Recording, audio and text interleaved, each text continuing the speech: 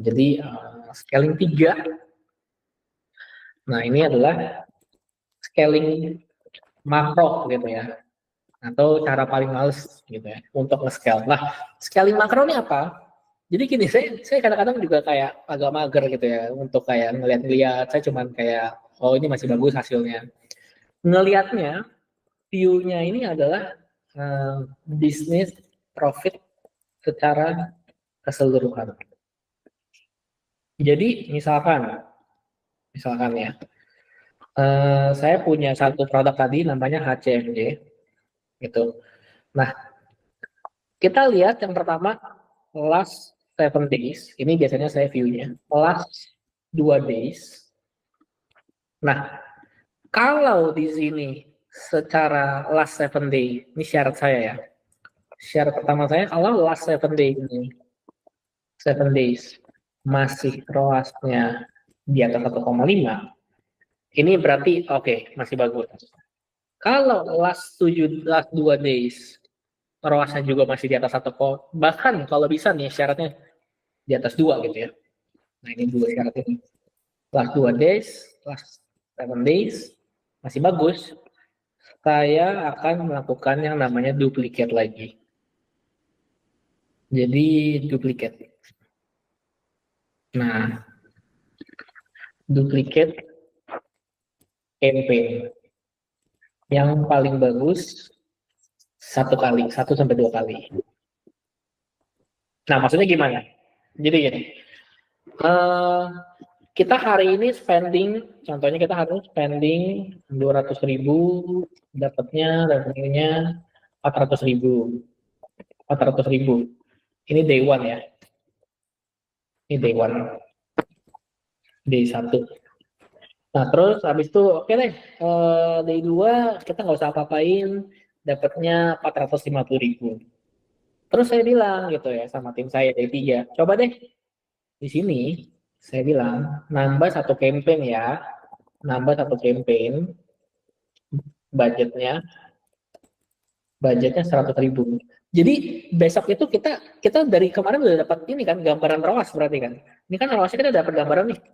ROAS 2. Ini 2,5 gitu ya ROAS-nya. Nah, artinya kalau di hari ketiga kita akan nambah, kita akan expect day 3, ini expect-nya ya. Ketika kita nambah jadi 300.000, harusnya dapatnya at least berapa? 600.000. Nah, karena dari 2 hari ini masih bagus.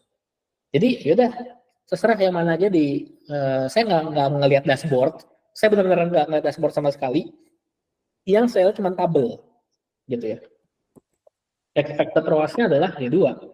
Karena kita bakal dapat. Nah, ini dites bener gak nih besokannya dapatnya segini. Ini jadi hipotesisnya kita. Jadi kadang-kadang jangan sampai kita tuh terlalu ngulik dashboard sehingga kita tuh kehabisan waktu untuk ngecek secara makro gitu loh. Jadi kadang-kadang yang penting tuh justru makronya teman-teman.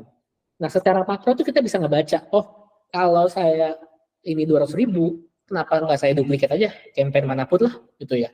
Selama memang hasilnya bagus. Jadi memang dari 2022 saya ikut workshop Facebook Ads ini, dari 2018 saya ikut Facebook Ads. Habis 2022 saya mau mencoba mendalami ya advance Facebook Ads sama Om Agung gitu ya, kalau kalian tahu tuh yang iklanin Flinty dan sebagainya. Memang dibilang bahwa Facebook tuh kadang-kadang butuh buangan.